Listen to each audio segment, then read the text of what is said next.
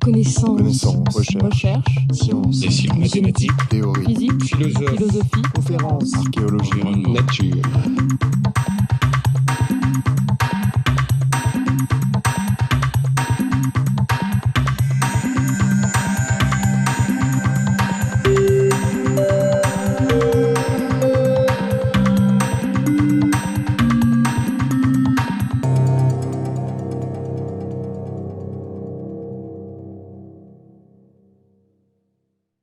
Le premier exposé de l'après-midi sera celui de Jacques Bouvresse, que je ne présenterai pas dans ces lieux.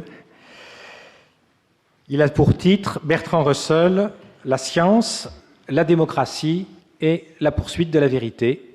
Je lui passe la parole. Je vous remercie. J'ai mis l'expression la poursuite de la vérité entre guillemets parce que c'est le titre d'un essai de Russell que je serai amené à citer à une ou deux reprises. Alors, si j'avais suffisamment de temps, j'aurais pu essayer de traiter les 5 questions, successivement, les 5 questions dont j'ai donné la liste, mais malheureusement, je manquerai certainement de temps pour le faire. En outre, il se trouve que certains aspects de ces problèmes, et même certains d'entre eux, ont déjà été traités assez largement ce matin, en particulier la question 5, les idéaux politiques et les choix pragmatiques de Russell. Jean-Jacques Rosat a déjà parlé de ça. Il a cité notamment un ouvrage dont j'avais l'intention de vous parler un peu, donc, qui s'appelle Political Ideals, qui est de 1917, et qui présente une particularité, c'est qu'il n'a pu être publié en 1917 qu'aux États-Unis. Sa publication en Angleterre a été refusée, pour des raisons dont Jean-Jacques Rosat vous a donné une idée, et il n'est devenu disponible qu'en 1963. Alors, dans cette 5e partie, j'avais prévu de vous parler un peu longuement de l'espèce de contraste qu'il y a, si vous voulez, entre la stabilité assez remarquable des idéaux politiques que Russell a défendus. Je crois qu'il n'a pas beaucoup changé au cours de sa longue existence sur ce point. En revanche, évidemment, ses choix politiques ont évolué de façon considérable. Par exemple, simplement entre 1945 et 1970, l'année de sa mort, il a parcouru une distance réellement considérable. Alors, je ne sais pas si j'aurai le temps de vous parler de ça. Je vais en tout cas essayer au moins de vous donner une idée de chacune des questions dont je suis en train de vous parler. Alors, je commence par la première. Donc, peut-il y avoir des raisons de croire autre que la vérité de la croyance? Et vous savez déjà, pour avoir entendu sur ce point Pascal Angel, que la réponse de Russell est catégoriquement non. La seule raison sérieuse de croire une proposition est constituée par les raisons qu'on a de penser qu'elle est vraie. Il ne peut pas y en avoir d'autres si on pense le contraire, c'est-à-dire si on s'autorise à croire une proposition pour des raisons autres que le fait qu'elle est vraie ou qu'elle a des chances raisonnables d'être vraie, alors on va au-devant des pires catastrophes. Et Pascal Angel ce matin a signalé que c'était au fond à peu près l'équivalent du principe défendu par William Clifford, qui est considéré comme le principe constitutif de ce qu'on appelle The Ethics of Belief, donc l'éthique de la croyance, qui est le titre d'un article publié en 1877 par William Clifford, un article qui a été critiqué très sévèrement par William James 20 ans plus tard, en 1897, dans The Will to Believe, donc la volonté de croire. Alors Russell défend un principe qui est tout à fait analogue à celui-là. Je crois que Pascal Angel avait déjà cité ce matin le texte où ce thème est développé de façon très, très caractéristique. Je vais néanmoins le citer à nouveau parce qu'il joue réellement un rôle fondamental. Russell dit « Dès lors qu'on soutient qu'une croyance quelconque, de quelque nature qu'elle soit, est importante pour une autre raison que le fait qu'elle est vraie, toute une armée de mots est prête à surgir. Le découragement de la recherche est le premier de ceux-ci, mais d'autres suivront à peu près à coup sûr. Les positions d'autorité seront ouvertes aux orthodoxes. Les comptes rendus historiques doivent être falsifiés s'ils jettent un doute sur des opinions reçues. Tôt ou tard, on en arrivera à considérer la non-orthodoxie comme un crime qui doit être traité par le bûcher, la purge ou le camp de concentration. Je peux respecter les hommes qui arguent que la religion est vraie et par conséquent doit être crue, mais je ne peux qu'éprouver une réprobation morale profonde pour ceux qui disent que la religion doit être crue parce qu'elle est utile et que se demander si elle est vraie est une perte de temps. Si on ne devait en principe accepter en aucun cas une croyance pour une raison autre que le fait qu'elle est vraie, On ne devrait bien entendu pas davantage se sentir autorisé à rejeter une croyance pour une raison autre que le fait qu'elle est fausse. Russell considère que le risque qu'on prend en admettant que des croyances peuvent être adoptées légitimement pour des raisons autres que leur vérité, il considère ce risque comme beaucoup plus grand, en fin de compte, que celui qui pourrait résulter de l'adoption de croyances qui, bien que vraies, semblent à première vue trop insupportables ou trop dangereuses pour pouvoir être acceptées. C'est un point sur lequel il n'est pas du tout disposé à transiger. Sur ce point, il défend une position particulièrement radicale. Il dit par exemple ceci: si l'on vous dit que vous souffrez d'un cancer, vous acceptez l'opinion avec autant de courage que vous le pouvez, en dépit du fait que la douleur qui vous est infligée est plus grande que celle qui vous serait causée par une théorie métaphysique inconfortable. Mais là où il est question de croyances traditionnelles à propos de l'univers, les peurs poltronnes inspirées par le doute sont considérées comme dignes d'éloge, alors que le courage intellectuel, à la différence du courage dans la bataille, est considéré comme dépourvu de sentiments et matérialiste. Cette attitude est peut-être moins présente qu'elle ne l'était à l'époque victorienne, mais elle l'est toujours à un degré élevé, et elle continue à inspirer des systèmes de pensée de grande envergure qui ont leurs racines dans des peurs indignes. Je ne peux pas croire, et je dis cela avec toute l'insistance dont je suis capable, qu'il puisse y avoir une quelconque bonne excuse pour refuser d'affronter les éléments de preuve, the evidence, les éléments de preuve qui parlent en faveur d'une chose non désirée. Ce n'est pas par l'illusion, aussi élevée qu'elle puisse être, que l'humanité peut prospérer, mais seulement par le courage et la constance dans la poursuite de la vérité. Alors, sur ce point, je n'ai pas le temps de m'étendre sur ce thème, mais ça serait intéressant de le faire. Russell, d'une façon qui l'aurait certainement surpris, se trouve beaucoup plus proche de Nietzsche que probablement il ne le pensait, parce que tous les deux défendent l'idée qu'il faut avoir le courage de ne pas croire. Il faut avoir le courage de refuser de croire. C'est un point sur lequel il n'y en a pas beaucoup, ils sont je crois, entièrement d'accord. Alors, il ne faut pas oublier que pour Russell, la tâche principale de la philosophie devrait être de nous apprendre à vivre sans certitude. Il dit textuellement cela, que l'objectif principal de la philosophie est de nous apprendre à vivre sans certitude, et il pensait que nous pouvons le faire, je veux dire vivre sans certitude, nous pouvons le faire à un degré bien plus élevé qu'on ne le croit généralement. Du point de vue personnel, il ne semble pas avoir jamais souffert du manque de certitude auquel il semble que, de son propre aveu, nous devions nous résigner, et dont il s'avère que même la science n'est pas en mesure de le combler. Elle n'est pas en mesure de combler le manque de certitude, c'est même plutôt l'inverse qui s'est produit dans les faits. Et du point de vue social et politique, Russell a toujours été convaincu que ce ne sont pas les rationalistes et les sceptiques, il n'est guère possible de son point de vue de choisir la rationalité sans consentir en même temps à une certaine forme de scepticisme. Donc ce ne sont pas les rationalistes et les sceptiques qui présentent le vrai danger, sûrement pas eux, mais les détenteurs de croyances dogmatiques. Dans un texte intitulé « Can Religion Cure Our Troubles ?» donc la religion peut-elle guérir nos ennuis, un texte qui a été publié pour la première fois en 1954, il écrit ceci: je ne crois pas qu'un déclin de la croyance dogmatique puisse faire autre chose que du bien. Donc vous voyez, c'est tout à fait clair. J'admets tout à fait que les nouveaux systèmes de dogmes, comme ceux des nazis et des communistes, sont encore pires que les anciens systèmes, mais ils n'auraient jamais pu acquérir une emprise sur les esprits des hommes si des habitudes dogmatiques orthodoxes n'avaient pas été instillées dans la jeunesse.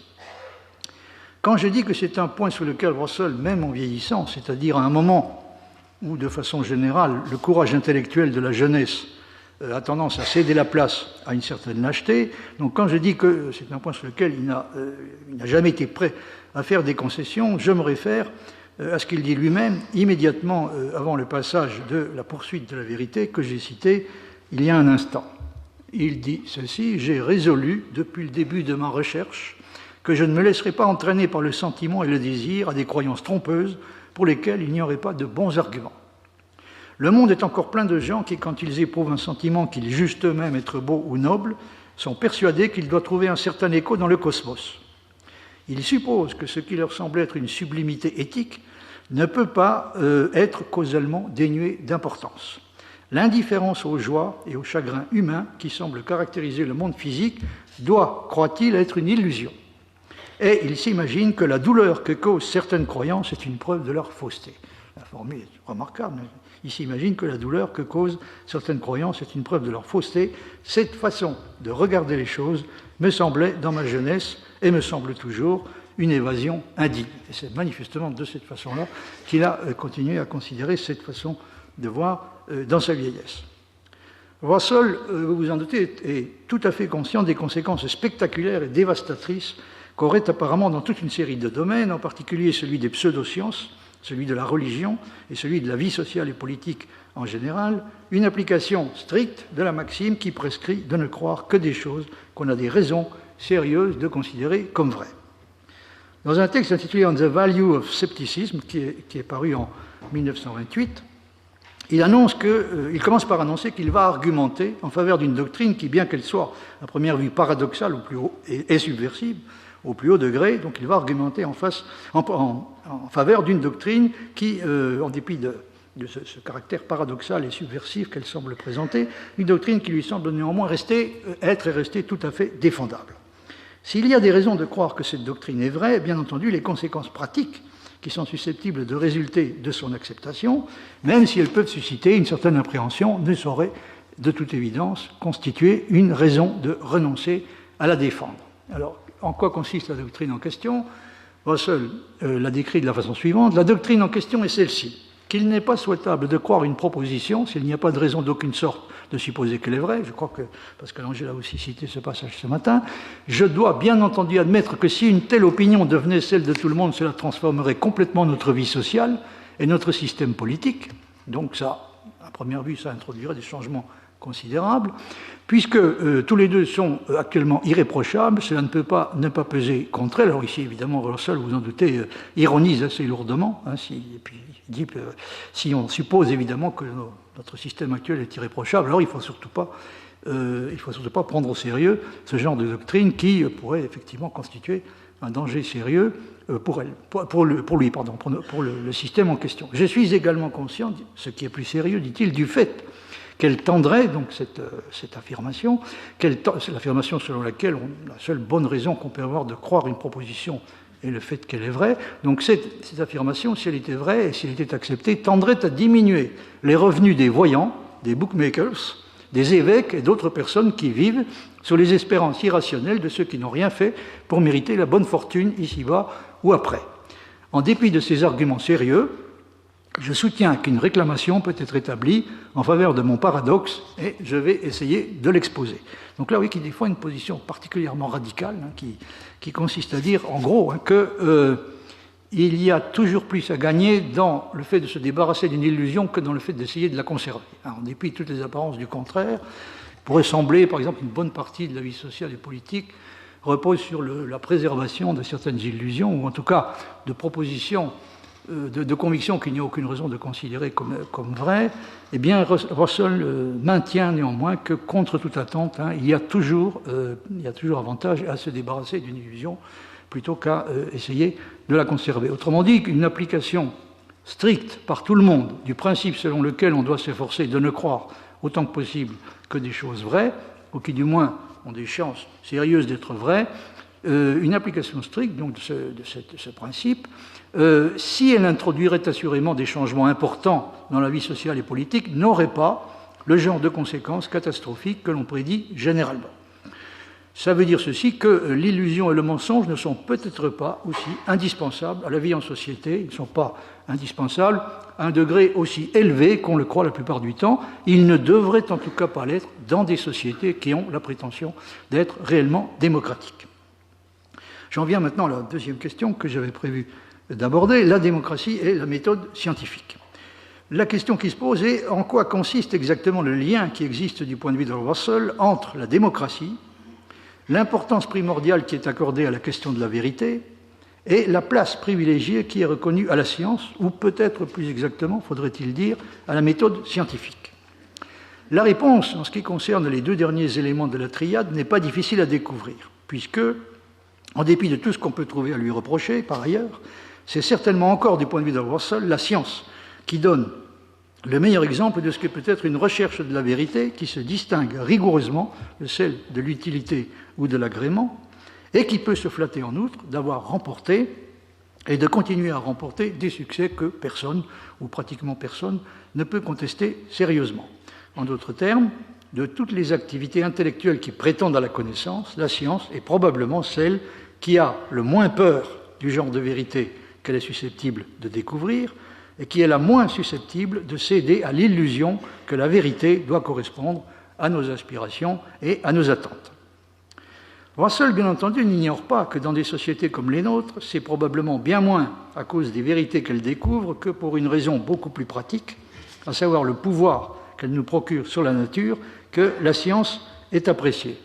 Vous voyez ce qui est dit, par exemple, dans ce passage. La science, comme son nom l'implique, est en premier lieu une connaissance. Par convention, elle est une connaissance d'une certaine espèce, à savoir l'espèce qui cherche des lois générales, connectant un certain nombre de faits particuliers. Graduellement, cependant, l'aspect de la science comme connaissance est repoussé à l'arrière-plan par l'aspect de la science comme pouvoir de manipuler la nature.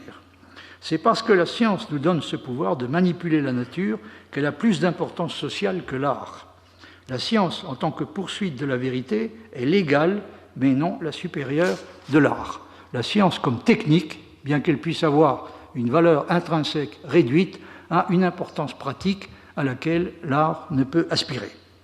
Donc oui, que Russell parle d'une importance sociale plus grande de la science, plus grande que celle de l'art, mais en aucun cas d'une importance intrinsèque plus grande de la science que de l'art.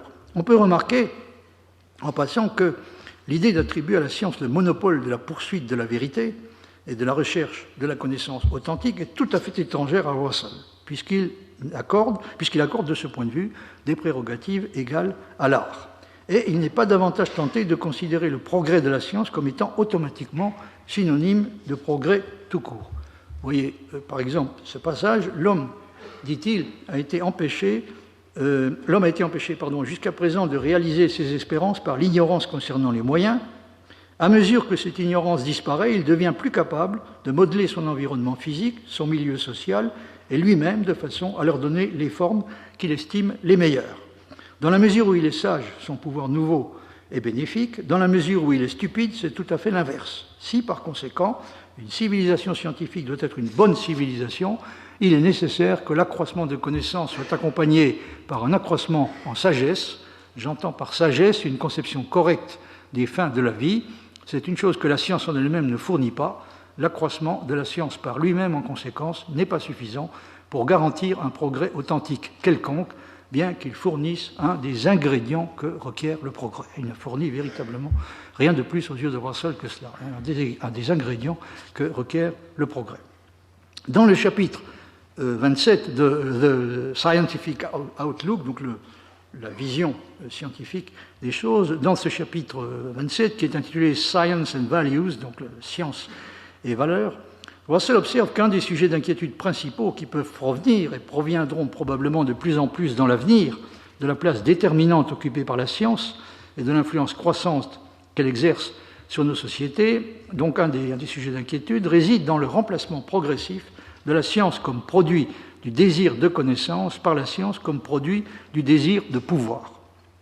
Une autre façon de caractériser cette évolution est celle qui consiste à parler de, je cite, passage de la contemplation à la manipulation. C'est une formule qui est de lui. Passage de la contemplation à la manipulation. Vous voyez à ce propos ce qui est dit dans le passage que vous avez sous les yeux. L'amour de la connaissance auquel est dû le développement de la science est lui-même le produit d'une double impulsion. Nous pouvons chercher la connaissance d'un objet parce que nous aimons l'objet, ou parce que nous souhaitons avoir du pouvoir sur lui. La première impulsion conduit au genre de connaissance qui est contemplatif, la deuxième au genre qui est pratique. Dans l'évolution de la science, l'impulsion qui vise le pouvoir l'a emporté de plus en plus sur l'impulsion qui cherche l'amour. L'impulsion qui vise le pouvoir est incarnée dans l'industrialisme et dans la technique gouvernementale.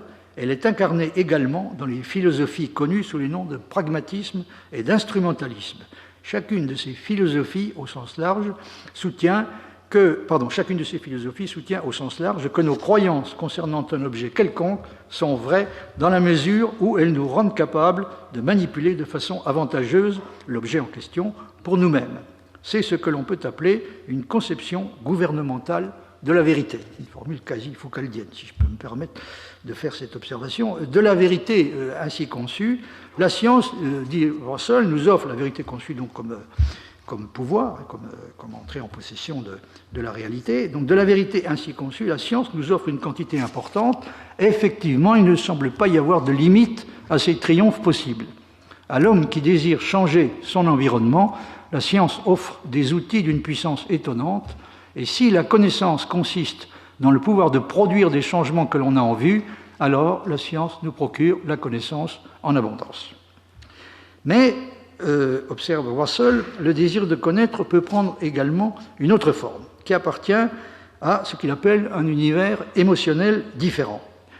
Il souligne, par exemple, que le mystique, l'amoureux et le poète sont également des chercheurs de connaissances. Il n'hésite pas à leur attribuer la recherche, donc d'une certaine forme de connaissance. Le mystique, l'amoureux et le poète sont également des chercheurs de connaissances, peut-être pas des chercheurs dont les efforts sont couronnés de beaucoup de succès, mais des chercheurs néanmoins dignes de respect pour cette raison, à savoir parce qu'ils sont véritablement des chercheurs de la connaissance et de la vérité. Autrement dit, le fait que la science a apparemment mieux réussi dans la recherche de vérité, en tout cas de vérités sur lesquelles tout le monde est prêt à s'accorder, ce fait ne l'autorise pas à mépriser les autres façons de chercher la vérité.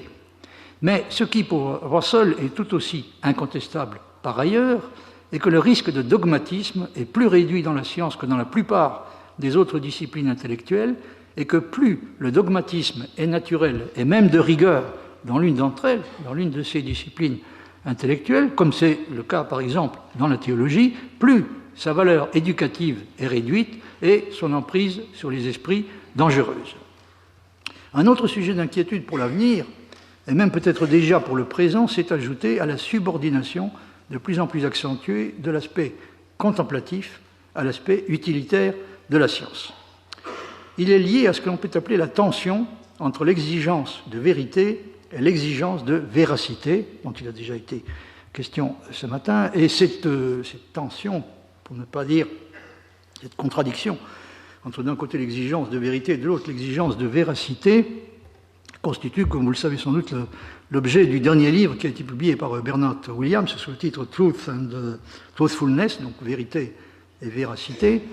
Ce qui est curieux, c'est que Bernard Williams ne cite pas Russell. À ma connaissance, le nom de Russell n'apparaît que dans une citation de Davidson. C'est tout à fait surprenant parce que Russell a manifestement anticipé déjà explicitement cette idée d'une tension qui existe entre ces deux exigences, l'exigence de vérité et l'exigence de véracité. Que s'est-il passé exactement ? Eh bien, ceci, un des effets du progrès de la science a été de développer dans des proportions considérables l'exigence de véracité, non seulement dans le domaine scientifique, mais également autant que possible dans tous les autres. Ce qui n'a pu se faire apparemment qu'au détriment de l'exigence de vérité.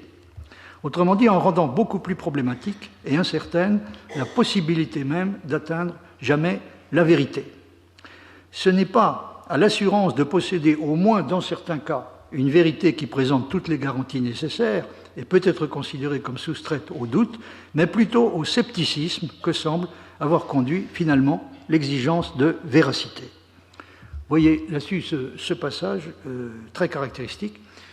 La science, dit Russell, qui a commencé comme la poursuite de la vérité, est en train de devenir incompatible avec la véracité, puisque la véracité complète tend de plus en plus à rendre complet le scepticisme. Donc oui, je n'exagère pas en disant que la problématique de Bernard Williams, donc dans le livre auquel j'ai fait allusion, est déjà clairement perçue par Russell. Il semble y avoir une espèce d'antinomie entre ces deux exigences, et ça se traduit dans le fait qu'en pratique, la science ne nous a pas procuré les certitudes que nous cherchions.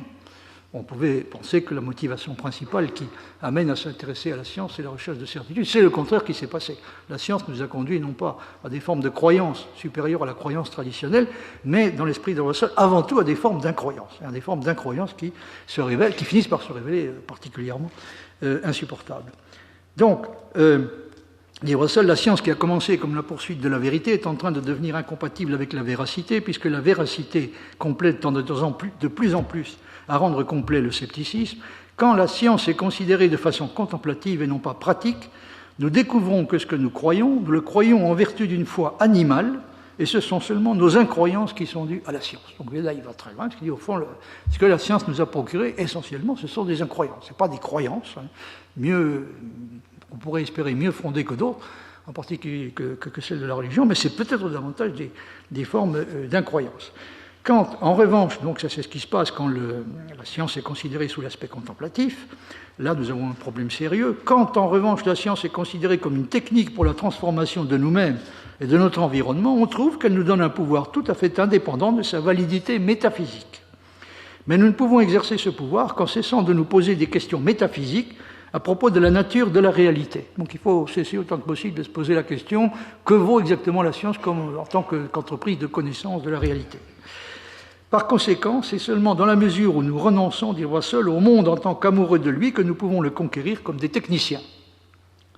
Mais cette division dans l'âme est fatale à ce qu'il y a de meilleur en l'homme.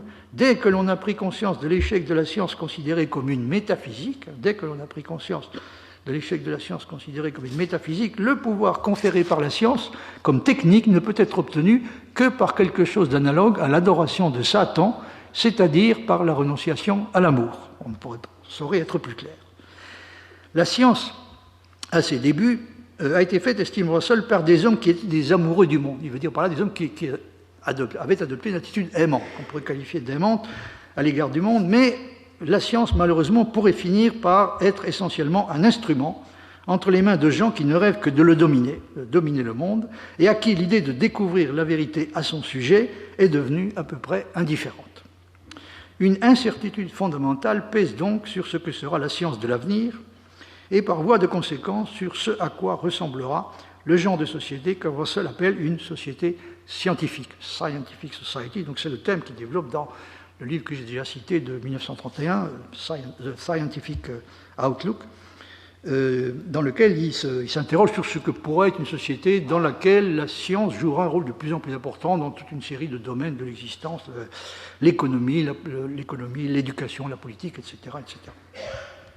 Il pourrait même s'avérer, admet Russell, il est tout à fait prêt à accepter cette idée, qu'aucune société scientifique n'est capable de stabilité et qu'un retour à la barbarie est une condition nécessaire de la continuation de la vie humaine. Mais en attendant, nous devons partir du présupposé que c'est bien vers ce genre de société que le monde s'oriente de plus en plus nettement. Russell est tout à fait préparé à l'idée que, par exemple, une société scientifique, au sens qu'il essaie de préciser, pourrait prendre un caractère de plus en plus orwellien. C'est un danger qui ne lui échappe en aucune façon. Mais enfin, encore une fois, il ne défend pas la science telle qu'elle est. Il défend ce qu'il vaudrait mieux appeler la méthode scientifique ou l'esprit scientifique, est à ses yeux quelque chose de complètement différent. J'y reviendrai dans un instant, si toutefois j'ai encore un peu de temps. Alors j'en arrive à la troisième question, qui est peut-être la plus importante. C'est celle des relations qui existent, ou que l'on peut être tenté d'établir entre la démocratie et l'importance de la question de la vérité. Pour ce qui concerne la question de la connexion qui est censée exister entre la démocratie, d'une part, et la primauté accordée à la question de la vérité par rapport à celle de la croyance, il vaut mieux dans tous les cas, d'après Russell, se passer de croyance que de croire des choses fausses, et d'autre part, la primauté qui est accordée à la méthode scientifique par rapport à d'autres méthodes comme méthode de production de croyances vraies. Alors sur ce point-là, non plus, Russell ne semblait pas avoir jamais eu beaucoup d'hésitation, ni éprouvé le besoin de modifier avec le temps ses convictions fondamentales. Vous voyez par exemple ce qu'il dit dans ce passage, « La tradition libérale dans laquelle j'ai été éduqué a encore, me semble-t-il, une immense importance pour le bien-être humain. Il est vrai que du côté économique, le développement de vastes organisations industrielles a nécessité une approche nouvelle du problème de la justice distributive, mais à d'autres égards, je n'ai trouvé aucune raison d'abandonner les idéaux dont j'ai été imprégné pendant ma jeunesse, liberté de parole, tolérance, démocratie et respect de l'individu autant que le permet le besoin de maintenir l'ordre public. Ces idéaux sont dans la sphère politique la contrepartie de la méthode scientifique dans la sphère intellectuelle, et là où l'un des deux est abandonné, l'autre souffre. C'est cette connexion entre la démocratie et la vision des choses scientifiques que je vais à présent m'occuper de rendre clair. Et comme vous voyez, l'essai s'intitule « Un plaidoyer d'un scientifique pour la démocratie ». Donc là, c'est un des nombreux passages où Russell affirme clairement et explicitement l'existence d'un lien entre la démocratie et ce qu'il appelle la vision des choses scientifiques. C'est d'ailleurs un lien qui est affirmé également, soit dit en passant, dans le livre de Bernard Williams, qui dit qu'il y a un lien entre les vérités scientifiques d'un côté, le respect accordé aux vérités scientifiques, qui veut dire Ça ne veut pas dire simplement les vérités qu'on trouve dans les sciences, mais toutes les vérités qui ont été établies par une méthode qui peut être qualifiée au sens large de scientifique, donc contre les vérités de cette sorte, et la liberté politique. Lui aussi, donc, affirme l'existence d'un lien de cette sorte. Alors, quelle est la raison qui autorise à affirmer l'existence d'un lien de cette nature? Elle est essentiellement la suivante. Vous voyez ce que dit Russell sur ce point. Depuis l'époque de la Grèce ancienne, il y a toujours eu deux conceptions concernant la façon de produire des croyances vraies et deux conceptions correspondantes concernant la meilleure forme de gouvernement. Bien que ces deux controverses liées entre elles aient existé pendant plus de 2000 ans, elles sont aussi vigoureuses à l'époque actuelle que dans n'importe quelle période précédente. Là, je crois que Russell a tout à fait raison.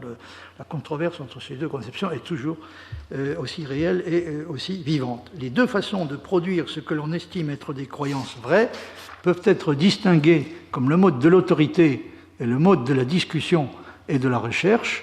De la même façon, les deux formes de gouvernement sont celles de l'autorité et celle de la discussion et de la décision à la majorité. Que l'autorité soit celle d'un texte considéré comme sacré, d'un parti, d'un chef ou de quelque autre instance que ce soit, ne change rien sur le fond à cette différence cruciale. Russell soutient que, vous avez le passage sous les yeux, la connexion entre science et démocratie est plus étroite qu'on ne le pense parfois, et le lien ordinaire est l'insistance sur la discussion libre par opposition à l'autorité. Il dit aussi, vous avez également le passage sous les yeux, c'est un autre passage très caractéristique, le tempérament qui est requis pour faire de la démocratie un succès est dans la vie pratique exactement ce que le tempérament scientifique est dans la vie intellectuelle. C'est une demeure qui se situe à mi-chemin entre scepticisme et dogmatisme. La vérité, soutient-il, donc soutiennent en tout cas les gens qui sont dotés de ce genre de tempérament, la vérité ne peut pas être complètement atteinte, et elle n'est pas non plus complètement impossible à atteindre, elle peut être atteinte seulement à un certain degré, et cela uniquement avec difficulté. Quand c'est la méthode de l'autorité qui est adoptée comme étant la façon appropriée à la production de croyances vraies, les dissidents, soutient Russell, seront à peu près immanquablement traités tôt ou tard comme des insoumis et par conséquent, et seront punis par conséquent en conséquence. À ce propos, il faut noter que Russell aurait été très surpris, pour ne pas dire plus, par la façon dont certains critiques du totalitarisme ont présenté beaucoup plus tard le communisme soviétique comme une illustration exemplaire du genre de désastre auquel peut conduire le rationalisme lorsqu'il est appliqué jusqu'au bout de façon conséquente. On a beaucoup entendu ce genre de discours à l'époque de la nouvelle philosophie. Encore une fois, ça aurait beaucoup surpris Russell. En effet, pour lui, le communisme doit être considéré avant tout comme une religion et n'a rien à voir avec un système, enfin à peu près, disons, rien à voir avec un système de croyances acquises et défendues de façon rationnelle. Dans un petit texte qui est paru en 1921, qui s'intitule « The Essence and Effect of a Religion », donc l'essence et l'effet de la religion, il écrit ceci: « La croyance dans la science est différente de la croyance dans la religion. Les croyances dans la science ne sont pas des croyances auxquelles on adhère dogmatiquement. On ne devrait pas, en tout cas. Les objets de la croyance, aussi bien que les attitudes sous-jacentes, sont tout à fait différents. Nous pouvons avoir une attitude scientifique, soit une attitude religieuse à l'égard du même objet. Par exemple, le socialisme de Marx peut être ou ne pas être vrai scientifiquement, cependant, quand les gens croient en lui dogmatiquement, il devient une croyance religieuse. Dans le domaine pur de la science, comme en physique par exemple, la loi de la gravitation découverte par Newton a été présumée vraie jusque dans les années récentes. Nous pouvons croire en elle ou bien avec une ferveur religieuse ou bien avec une attitude scientifique. Si nous y croyons avec une attitude religieuse, en pensant que même les chiffres après la dixième place décimale, ne peuvent pas être changés, alors Einstein devrait être tué parce que sa nouvelle théorie de la gravitation est fondamentalement différente de celle de Newton. Newton lui-même était un scientifique, et bien qu'il ait formulé une théorie importante qui n'a pas été contestée pendant 3 siècles, il a adopté lui-même une attitude scientifique en croyant que, aussi exacte que puisse être sa théorie, elle pourrait être corrigée dans l'avenir. bien des scientifiques adoptent une attitude scientifique. J'adore la formule, bien des scientifiques adoptent une attitude scientifique. Oui, il y aura un certain nombre, en effet, qui adoptent une attitude scientifique, mais Russell est plus que quiconque conscient du fait qu'un bon nombre d'entre eux, et très souvent, adoptent une attitude qui n'est pas du tout scientifique, mais qui s'apparente davantage à une attitude qu'il qualifierait de religieuse. Alors, la science, en quoi consiste exactement la supériorité de la science? Je pense que le point de vue de Russell est assez bien résumé dans le passage que vous avez sur l'écran. La science, dit-il, a développé une méthode de l'observation contrôlée, interprétée par le raisonnement méticuleux, qui, là où elle est applicable, a conduit à un accord général entre les gens compétents. Quand des controverses surgissent sur des questions scientifiques, comme cela se produit fréquemment, elles sont décidées tôt ou tard par la démonstration que le poids des éléments probants, toujours dit evidence, le poids des éléments probants se trouve d'un côté, et non en brûlant ou en liquidant ceux qui soutiennent ce qui est au moment considéré l'opinion de la minorité. Donc, affaire à des controverses, il y en a constamment, mais elles peuvent être décidées, elles sont généralement décidées sans violence. Dans la plupart des discussions qui ont lieu sur ce genre de questions, une incertitude fâcheuse pèse sur le sens qu'il faut donner exactement au mot « science ».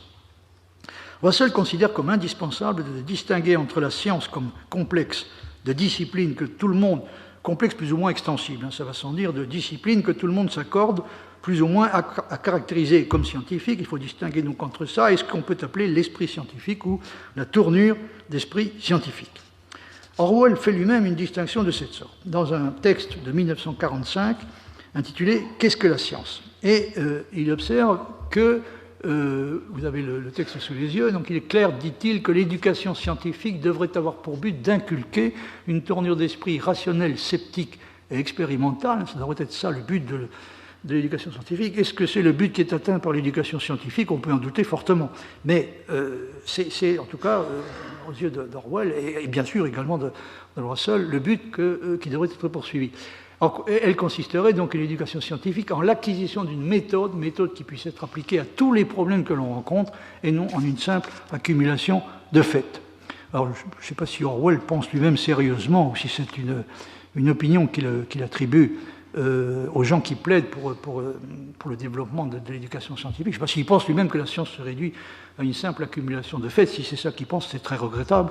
Mais ce qu'il constate, en tout cas, c'est que les gens qui plaident pour une extension de renforcement de l'éducation scientifique, à l'époque où il écrit, c'est-à-dire en 1945, sont souvent des gens qui, quand ils parlent de plus de connaissances scientifiques, veulent dire plus de faits. Ils parlent d'une accumulation, plus grande accumulation de faits. Évidemment, c'est à peu près aux antipodes de ce qu'il s'agit de développer réellement, c'est-à-dire ce qu'il appelle une tournure d'esprit rationnelle, sceptique et expérimentale, que l'on peut mettre en œuvre, encore une fois, sur toute espèce de questions. Donc, il ne va pas du tout de soi que la pratique de la science se traduit automatiquement par l'acquisition de ce que Russell considère lui aussi comme le plus important, à savoir une tournure d'esprit de l'espèce que Orwell qualifie de rationnelle, sceptique et expérimentale. Russell est le premier à souligner que les scientifiques peuvent très bien, dans les faits, adopter déjà à l'intérieur de leur propre science, et a fortiori en dehors d'elle, une attitude qui n'est pas du tout scientifique.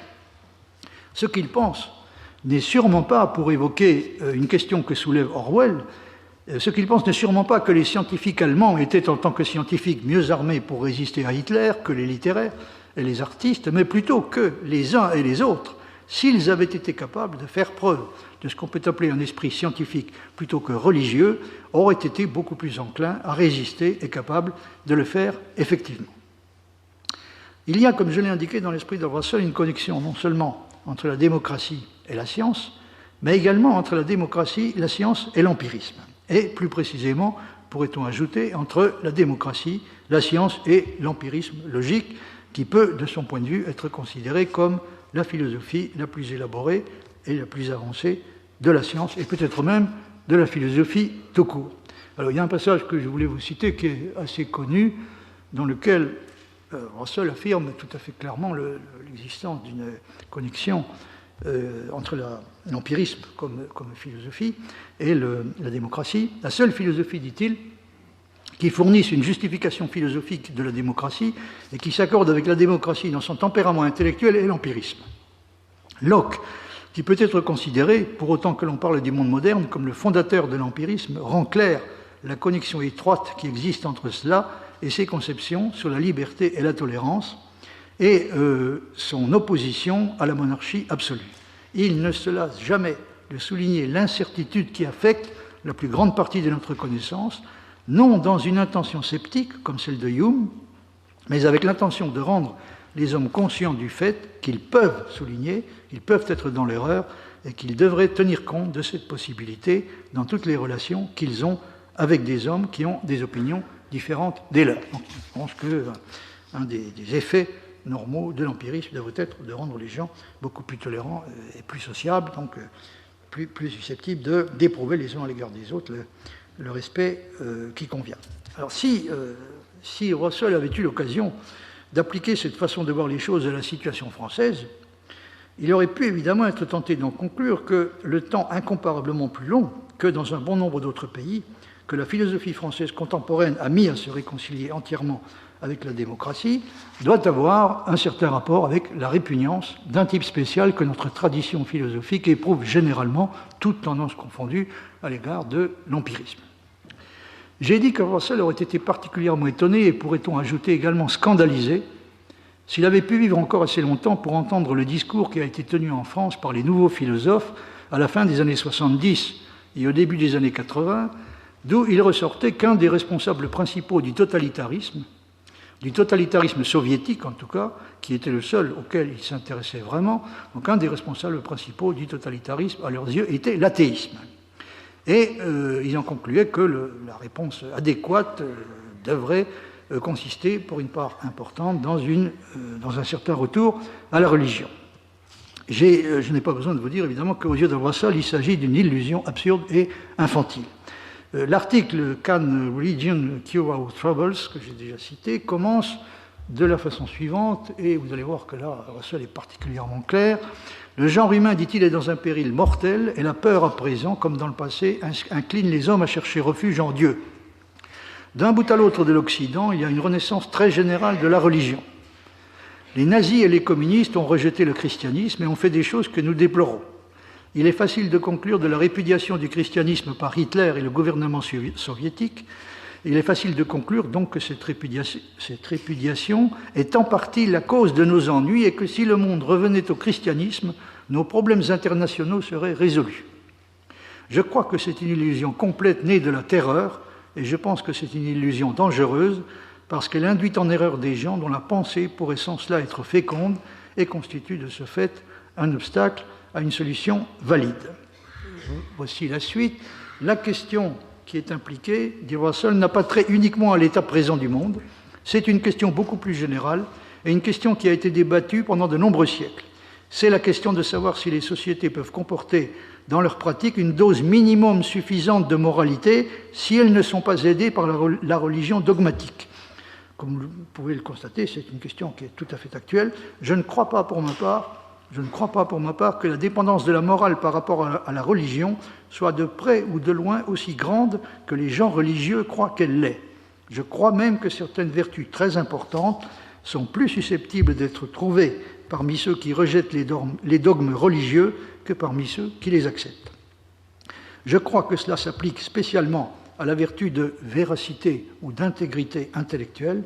J'entends par intégrité intellectuelle l'habitude de décider les questions très débattues en accord avec les preuves ou de les laisser indécidées là où les preuves ne sont pas concluantes.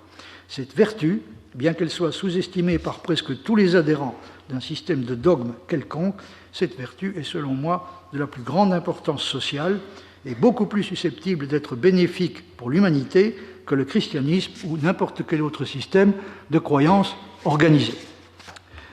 Il n'est pas nécessaire de souligner, je pense que tout comme Orwell, Russell déplore que la vertu dont il parle, c'est-à-dire la vertu qui consiste à essayer de décider autant que possible les questions litigieuses, les questions difficiles, par des preuves, et dans les cas où il n'y a pas de preuves, de se résigner à les laisser indécider. Donc cette vertu est une vertu qui a une importance cardinale du point de vue social et politique.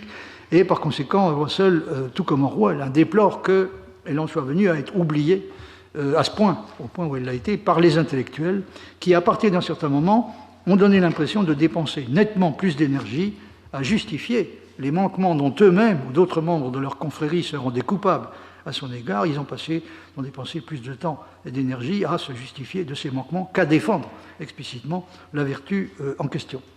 Est-ce que j'ai encore quelques minutes ou... Ah oui. Bon, non, je vais essayer d'abréger nettement. Donc, j'avais prévu qu'il y aurait toute une série de questions dont je ne pourrais pas vous parler. Alors, il y en a une, néanmoins, dont j'aurais aimé vous dire un mot, c'est celle qui est développée dans la partie que j'ai intitulée de l'arrogance à l'excès d'humilité. De l'arrogance à l'excès d'humilité, pourquoi la position de la science dans nos sociétés est-elle devenue à ce point inconfortable ? Et incontestablement, elle est devenue encore beaucoup plus inconfortable qu'elle ne l'était à l'époque où écrivait Bertrand Russell. Alors, je vais citer à nouveau, je vais laisser tomber le PowerPoint, et je vais vous citer à nouveau un passage de The Scientific Outlook, dont je rappelle que ça a été écrit en 1931. Russell dit ceci: notre époque est une époque qui substitue de plus en plus le pouvoir aux idéaux anciens. Donc c'est vraiment la science comme pouvoir qui a triomphé. Là-dessus, Russell va aussi loin que Feyerabend. Je crois même que Feyerabend n'a pas ajouté grand-chose à ce que Russell avait déjà dit. Quand Feyerabend dit que la science est devenue une espèce de gigantesque business, la science actuelle, une espèce de gigantesque business qui n'a plus grand rapport avec la recherche de la vérité, je pense que Russell était déjà parfaitement conscient de ce danger, et il pensait même que c'était un danger qui était déjà devenu une réalité. Donc notre époque, dit-il, est une époque qui substitue de plus en plus le pouvoir aux idéaux anciens, et cela se produit dans la science comme ailleurs. Alors que la science comme poursuite du pouvoir devient de plus en plus triomphante, la science comme poursuite de la vérité est tuée par un scepticisme que le savoir-faire des hommes de science a engendré. Que ce soit un malheur est indéniable, mais je ne peux admettre que la substitution de la superstition au scepticisme, prônée par un bon nombre de nos hommes de science les plus en pointe, serait une amélioration. Le scepticisme peut être douloureux et peut être stérile, mais au moins il est honnête et constitue un résultat de la recherche de la vérité. Peut-être est-ce une phase temporaire, mais aucune issue n'est possible en revenant aux croyances abandonnées d'une époque plus stupide. Donc, aux yeux de ça, il n'y a pas d'autre solution que d'accepter de ne pas savoir. Ce n'est pas le fait d'essayer de réintroduire des croyances qui, à ses yeux, on ne peut pas songer sérieusement à faire revivre, comme les croyances religieuses, ça ne peut pas constituer la solution. Alors, je voulais, si j'arrive à le retrouver, vous citer à ce propos un passage d'un livre d'un auteur qui s'appelle Lancelot Hogben, qui est cité par Russell lui-même. Il s'agit d'un livre qui a été publié en 1930. Je ne sais pas si je vais arriver à le retrouver, mais ce n'est pas très grave. C'est un livre dont le livre s'appelle The Nature of Living Matter, donc la nature de la matière vivante. Donc, encore une fois, c'est un livre qui est paru en 1930. Alors, c'est tout à fait fascinant. J'ai été fasciné en découvrant cet extrait cité par Russell, parce que Lancelot Hogben parle d'une ce qu'il appelle une attitude apologétique des scientifiques d'aujourd'hui. Une attitude apologétique des scientifiques qui passent leur temps à s'excuser de dire des choses qui pourraient risquer de porter atteinte aux croyances ordinaires, en particulier aux croyances religieuses. Alors je me suis dit, ça veut dire simplement que nous sommes en train de repasser par une phase qui a déjà existé probablement à plusieurs reprises, c'est-à-dire une phase dans laquelle, effectivement, on est passé de ce qu'on peut appeler une certaine arrogance à une forme peut-être de fausse humilité, je ne sais pas, mais en tout cas d'humilité excessive, dans laquelle on voit les scientifiques constamment gênés et préoccupés quasiment de s'excuser, d'affirmer des choses qui semblent entrer en contradiction directe avec les croyances les plus répandues, en particulier les croyances religieuses. Alors, je n'ai pas le temps de développer ce point. Je vais essayer de conclure. Simplement, je voudrais vous citer en conclusion, ça constituera une réponse à notre ami Jean Bricmont, à une question qu'il a posée ce matin. Je voudrais vous citer un passage de Bertrand Russell, à nouveau tiré du texte dont Jean-Jacques Rosa a déjà parlé assez longuement ce matin, Political Ideals, les idéaux politiques, dans lequel Russell dit ceci. Alors il déplore le fait, mais c'est un thème assez classique, que la défense de la liberté ait été largement discréditée auprès des intellectuels, en tout cas le plus souvent des intellectuels de gauche, par la tendance qu'on a à assimiler la liberté au laisser-faire. C'est-à-dire, il dit on a tendance à assimiler la liberté, je cite, au laisser-faire à l'école de Manchester et à l'exploitation des hommes et des femmes qui est résulté de ce qu'on a appelé, en utilisant un euphémisme, la compétition libre. Donc, la liberté s'est trouvée de ce fait plus ou moins dévaluée aux yeux d'un bon nombre d'intellectuels qui se sont mis en tout cas à considérer que ce n'était peut-être pas la valeur qu'il fallait défendre en premier lieu. Alors sur ce point, je voudrais faire remarquer que Russell, pour sa part, prêche en tout cas le désengagement le plus grand possible de l'État sur toutes les questions qui peuvent être laissées entièrement à la libre appréciation des individus, qui sont, estime-t-il, bien plus nombreuses et s'étendent bien plus loin que ne le supposent généralement les gouvernements, même démocratiques, mais il ne plaide en aucune façon pour le désengagement de l'État en matière économique. Il dit ceci, toutes ces choses, bon, il parle des conséquences désastreuses du laisser-faire intégral, toutes ces choses étaient mauvaises et exigeaient une intervention de l'État. En fait, il y a besoin d'une augmentation immense de l'action de l'État. Il y a besoin d'une augmentation immense de l'action de l'État pour ce qui concerne les mots analogues qui continuent à exister. Dans tout ce qui concerne la vie économique de la communauté, pour ce qui est à la fois de la distribution et des conditions de production, ce qui est requis est plus de contrôle public et non pas moins. Plus dans quelle proportion, c'est une chose que je ne prétends pas savoir. En tout cas, vous voyez qu'il dit clairement qu'il y a toute une série de domaines dans lesquels il faut non pas moins, mais plus d'intervention de l'État. Alors, il y a peut-être encore un texte de Russell que j'aimerais citer, si vous me le permettez, qui donne une idée de ce qu'il aurait pu penser du genre de système politique dans lequel nous vivons, si on les juge en utilisant les critères que Jean-Jacques Rosa a mentionnés ce matin. Il dit ceci, notre système actuel est du gaspillage du côté de la production. Il parle de notre système à nous, pas du système soviétique. Notre système actuel est du gaspillage du côté de la production et il est injuste du côté de la distribution. Il implique une vie d'esclave soumis aux forces économiques pour la grande majorité de la communauté et pour la minorité, un degré de pouvoir sur la vie des autres qu'aucun homme ne devrait avoir.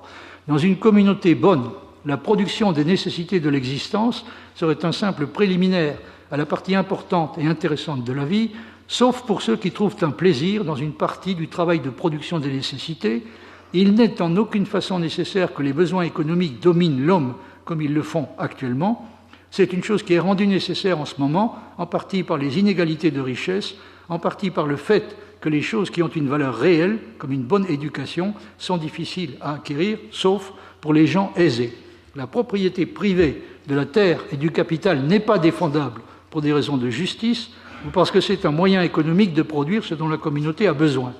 Mais les objections principales contre elle sont qu'elle rabougrit la vie des hommes et des femmes, qu'elle inscrit une possessivité sans merci dans tout le respect qui est accordé au succès, qu'elle conduit les hommes à remplir la plus grande partie de leur vie et de leur pensée avec l'acquisition de biens purement matériels et qu'elle crée un obstacle terrible au progrès de la civilisation et de l'énergie créatrice. Russell, donc, est un défenseur inconditionnel du libéralisme politique, au sens qui a été expliqué dans les exposés antérieurs, mais sûrement pas un défenseur du libéralisme économique tel qu'il est généralement compris et défendu. Alors, je n'ai un nombre considérable de choses dont il aurait fallu parler et dont je n'ai pas parlé. Je n'ai pas dit grand-chose à l'exception de ce que je viens de suggérer, je n'ai pas dit grand-chose sur ce que Russell, s'il revenait aujourd'hui, après une absence de 40 années, puisqu'il est mort en 1970, donc il y a exactement 40 ans, je n'ai à peu près rien dit sur la façon dont il jugerait probablement la situation et l'évolution du monde contemporain.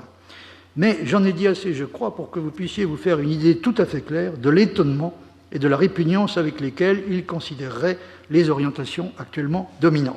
Le moins que l'on puisse dire est qu'il ne penserait sûrement pas que le monde dans lequel nous vivons évolue dans un sens qui est susceptible de le rapprocher un peu plus de la réalisation de ses espérances les plus fondamentales, de ses espérances à lui, à Russell, mais il dirait certainement plutôt que le monde actuel est en train de faire à peu près tout ce qu'il faut pour pouvoir être certain de décevoir radicalement les espérances en question. Je vous remercie de votre attention.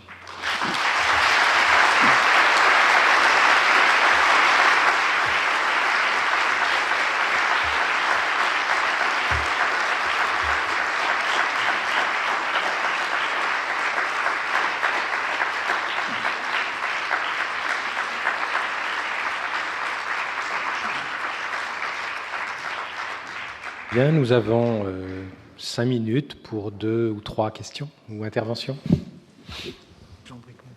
Jean Bricmont. Bon, je suis désolé si je pose encore une question, mais la fin de votre intervention me fait penser à une objection, je ne sais pas si vous la connaissez, mais que Keynes faisait à Russell. Keynes disait, et quand on lit Russell, et quand on lit les penseurs des Lumières, c'est la même chose, on a l'impression que l'humanité, depuis toujours, a été dans l'obscurité, c'est gouverné par des croyances irrationnelles, c'est soumise à des pouvoirs autoritaires, c'est complètement perdu, si vous voulez, dans sa façon de gérer ses affaires. Et quel espoir a-t-on que ça change? Quel espoir a-t-on que ça change? Qu'est-ce qui est le facteur? Quel est l'agent, si vous voulez? Ça, c'est une question à laquelle Marx a essayé de répondre, et Keynes aussi, mais que les rationalistes n'ont pas toujours en tête. C'est quel espoir a-t-on que ça change? Parce que vous prêchez la vérité, la méthode scientifique, etc., mais vous savez vous-même, les philosophes français contemporains ne l'adoptent pas, par exemple. Et donc, quel espoir a-t-on qu'on passe pas toujours d'un irrationnel à l'autre? Vous savez, je n'ai pas cherché à défendre systématiquement les opinions de Russell, que je suis loin de partager sur certains points. Par exemple, je pense que sa position sur la question de la religion est quand même beaucoup trop simple et radicale, même si fondamentalement je l'approuve.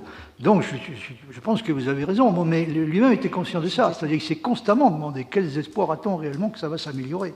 C'est très frappant. En 1956, il avait donc 84 ans. Il dit textuellement « Je reste convaincu que le meilleur de l'histoire humaine est encore à venir ». Mais il y a d'autres moments, il doutait radicalement de ça. Et on voit très bien à quel point son attitude est ambivalente. C'est dans l'idée qu'il se fait du devenir de la science. C'est-à-dire, il affirme en principe constamment que plus la connaissance scientifique et la méthode scientifique prennent d'importance, plus il y a des chances que la démocratie se renforce, etc., etc. Mais en même temps, il est parfaitement conscient que ce qui a triomphé, c'est pas la science comme connaissance, c'est la science comme pouvoir. Et là, évidemment, tout d'un coup, il devient extrêmement pessimiste. Il est capable de devenir vraiment extrêmement pessimiste. Et il dit tout à fait sérieusement qu'il n'est pas du tout prouvé qu'une société scientifique serait une société viable. J'ai indiqué que, d'ailleurs, qu'il était tout à fait sensible à la possibilité qu'une société scientifique devienne de plus en plus orwellienne.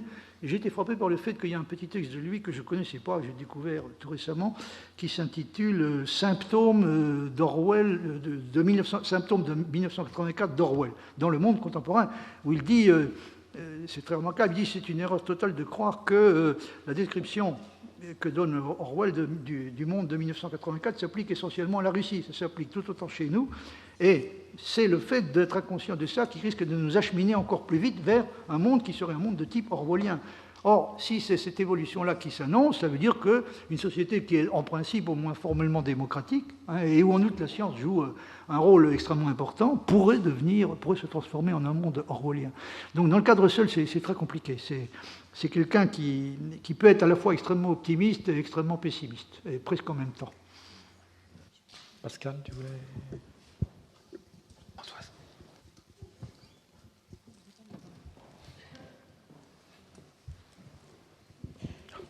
Merci. Je voulais vous féliciter pour l'excellent exposé qui était très enrichissant. J'ai 2 questions. Je voulais savoir, d'après votre exposé, vous et la pensée de Bertrand Russell, est-ce que vous croyez à l'universel? Si oui, est-ce qu'il est donné ou c'est un projet? Excusez-moi, je ne vous ai pas bien compris. Il faudrait parler un peu plus fort. Parce que j'ai beaucoup apprécié quand vous avez dit pour Russell, la vérité ne peut pas être complètement atteinte, il ne peut être atteint que de façon imprécise. À cet égard, je voulais savoir quelle serait sa position vis-à-vis de l'universel. Est-ce qu'il croit à l'universel? Si oui, est-elle donnée ou est-ce un projet à bâtir ensemble? Et ma deuxième question a trait à, puisque Orwell rejette l'autoritarisme, est-ce qu'il serait pour le multiculturalisme ou non? Je vous remercie. Alors, la première question, ça demanderait un long développement épistémologique. Une chose que dit Russell, et sur laquelle il insiste beaucoup, c'est que la faiblesse principale de domaines comme la religion et la politique, c'est qu'on y ignore la notion de vérité approchée. Ça peut sembler une banalité. Ça va de soi, dit-il, pour les scientifiques, qu'il n'y a de vérité qu'approchée. Bon. Rien n'est jamais totalement vrai. Bon, mais il dit ça, c'est une chose qui est impensable. Vous verrez jamais quelqu'un qui défend une doctrine religieuse dire c'est peut-être vrai, mais pas complètement vrai, etc. Là, à mon sens, je sais pas, ou bien il fait la bête, ou bien il est naïf, parce qu'on est bien obligé de se demander à quoi pourrait ressembler une vérité religieuse approchée. Imaginez un fondateur de religion qui présenterait une doctrine en disant ce n'est vrai que jusqu'à un certain point. Enfin bon, si on veut des vérités religieuses, c'est précisément parce qu'on veut des certitudes complètes. Bon, enfin, il me semble. Bon. Et en outre définitive et universelle. Alors, donc la question c'est, est-ce qu'il peut y avoir des vérités universelles? Oui, peut-être, mais pour quelqu'un comme Russell, les vérités universelles, qu'est-ce que ça peut être? Bon, peut-être des vérités comme les vérités mathématiques, mais comme les vérités mathématiques sont des vérités qui n'ont pas véritablement de contenu, parce que sur ce point, il est parti d'une position platonicienne radicale, pour en arriver à des positions qui consistent en gros à dire que une proposition mathématique vraie, ça consiste son contenu consiste dans le fait qu'on a trouvé le moyen de dire une chose d'une façon un peu différente. Donc oui, on a l'impression que les vérités qui seraient susceptibles d'être à la fois complètement exactes et complètement universelles, et totalement universelles, seraient des vérités privées de contenu, qui ne réussissent à être universelles que pour cette raison. Est-ce qu'il peut y avoir des vérités substantielles qui seraient réellement universelles? Ça, je ne sais pas trop. Alors la deuxième question, bon, est un peu plus compliquée, mais il n'y a aucun, si vous voulez, Russell n'a aucune espèce d'objection contre, ni Orwell d'ailleurs à ma connaissance, contre le multiculturalisme. Bon, tant qu'on arrive à se mettre d'accord sur un certain nombre de convictions qui sont suffisantes pour permettre la vie en société, donc la vie sereine et pacifique, toutes les différences sont permises. Et Russell le dit très clairement. Il dit que nos sociétés souffrent d'un besoin excessif d'uniformité. C'est une formule qu'on trouve à différentes reprises chez lui. Donc il pense qu'on pourrait tout à fait, sans que ça constitue le moins du monde une menace pour la démocratie, tolérer des différences probablement individuelles et également des différences entre les groupes beaucoup plus importantes. Voilà. Une dernière question ou remarque, Pascal? Oui, ça concerne cette question de la croyance religieuse dont tu viens de dire qu'elle était un petit peu simpliste chez Russell. Il semble qu'il n'y ait pas du tout de place chez lui pour admettre l'idée que éventuellement la croyance religieuse pourrait être justifiée par des raisons qui pourraient être tout aussi, si je puis dire, cachères que celles qu'il considère comme bonnes, c'est-à-dire des raisons évidentielles ou des raisons, des preuves. Or, il se trouve quand même que dans la tradition théologique, il y a quand même eu pas mal de tentatives pour essayer de concilier foi et raison. Et que par ailleurs, quand on est un empiriste comme Russell, on devrait tout de même avoir une certaine attention au fait que les croyances ne sont pas nécessairement des croyances catégoriques, dans lesquelles qui soient vraies ou qui soient fausses, mais qu'elles peuvent avoir des degrés. Or, tu disais qu'il n'y a pas de croyances religieuses approchées, mais je peux te donner un démenti immédiat. Il y a un philosophe de la religion contemporaine qui s'appelle Richard Swinburne, qui a évalué à 70% les chances de l'existence de Dieu, en cumulant les données. Alors, ça peut paraître effectivement ridicule, mais il y a d'autres philosophes de ce genre-là. Alors, ma question c'est, est-ce que ces gens-là sont, selon Russell, des gens qui ont perverti ce que devrait être normalement la croyance religieuse, qui devrait obéir exclusivement à des critères de type fidéiste, du genre de celui que prêchait le cardinal Newman, qui vient d'être canonisé, ou bien est-ce que il y a place pour selon lui, pour une croyance religieuse qui pourrait aussi correspondre au canon de la croyance qu'il espérait? Alors, je suis très frappé de voir que tu m'as parlé de philosophes de la religion qui défendent ce genre d'idées. Tu m'as pas parlé de religieux, d'hommes religieux ordinaires, de prêtres, de gens comme ça. C'est des philosophes de la religion qui sont prêts à dire ça, qu'il y a une probabilité de temps pour que telle ou telle affirmation religieuse soit vraie. Mais je ne sais pas ce que dirait un homme. Enfin, j'ai été moi-même un homme très religieux, comme tu sais peut-être. J'aurais jamais accepté ça. Si on m'avait dit il y a 80% de chances que ce soit vrai, ça perdait tout intérêt. Enfin, pas du tout, au contraire. Il est vrai que moi, je suis d'une vieille génération, tu comprends. Je suis pas absolument certain de ça, parce que, par exemple, toutes les controverses sur le créationnisme, oui. Il y a des pseudo-arguments scientifiques, bien entendu, mais enfin, les gens qui ont ces pseudo-arguments croient quand même bien donner quelque chose comme des preuves. Quand ils vont dans des parcs où ils voient des dinosaures qui ont été créés en 6 jours. Oui, bon... Peut-être, non, mais je crois qu'il là aussi, il faut distinguer deux choses. Il faut distinguer leur conviction, si tu veux, ce qui caractérise la conviction qu'ils ont, puis ce qu'ils disent quand ils sont obligés de se prêter à une discussion avec d'autres, où là, effectivement, ils se sentent obligés de fournir quelque chose qui ressemble à des preuves. La preuve ultime étant ce qui est écrit dans la Bible. Pour eux, effectivement, c'est une preuve. Bon, donc tu penses en fait que la croyance religieuse, selon Russell, mais aussi selon toi, est toujours une espèce de self-deception? Alors, le problème avec Russell, c'est qu'il pense réellement, et là je pense que c'est difficile de lui donner complètement raison, il pense que la religion ne repose sur aucune forme d'argumentation rationnelle, mais uniquement sur des émotions, et plus particulièrement sur la peur. Il n'est pas contre, j'ai eu l'occasion de le dire, et Dieu sait s'il reconnaît tout à fait l'importance de l'aspect émotionnel, et de la part que l'émotion occupe dans la vie humaine en général et dans la vie intellectuelle en particulier. Mais en ce qui concerne... Alors, il y a des émotions qui sont à la base du christianisme. Dieu sait s'il était hostile au christianisme. Il y a des émotions dont il pense qu'il faut les préserver. Par exemple, une idée qui est tout à fait aux antipodes du postmodernisme, précisément, qui consiste à accepter l'existence d'un monde qui n'a pas été créé par nous, sur lequel nous n'avons pas de prise directe, dans lequel des choses sont vraies ou fausses indépendamment de nous, c'est-à-dire une attitude qui consiste à accepter l'existence d'une réalité qui nous transcende, qui est largement indépendante de nos désirs et de nos aspirations. Par exemple, ça, c'est le genre d'émotion dont il pense qu'il faudrait essayer de la préserver. Donc, il pense que, pour dire les choses un peu brutalement et un peu sommairement, il faudrait réussir à se débarrasser du christianisme, mais pas nécessairement des émotions, en tout cas de toutes les émotions qui lui ont donné naissance, à l'exception d'une seule, à savoir la peur. Et ça aussi, c'est très contestable. Par exemple, on peut remarquer que Wittgenstein, lui, fait une différence très nette sur ce point-là entre la religion et la superstition. Il dit la superstition repose sur la crainte ou sur la peur, la religion repose sur la confiance, qui est quelque chose de tout à fait différent. Donc il y a énormément d'objections qu'on peut faire contre ce qu'affirme Russell, et je serais prêt à en faire moi-même un certain nombre. En revanche, il y a un point sur lequel je ne ferai sûrement pas d'objection, c'est quand il dit le remède au scepticisme actuel ne peut pas consister dans un retour à la croyance. Ça, je ne crois pas ça un seul instant. Là, je pense qu'il a entièrement raison.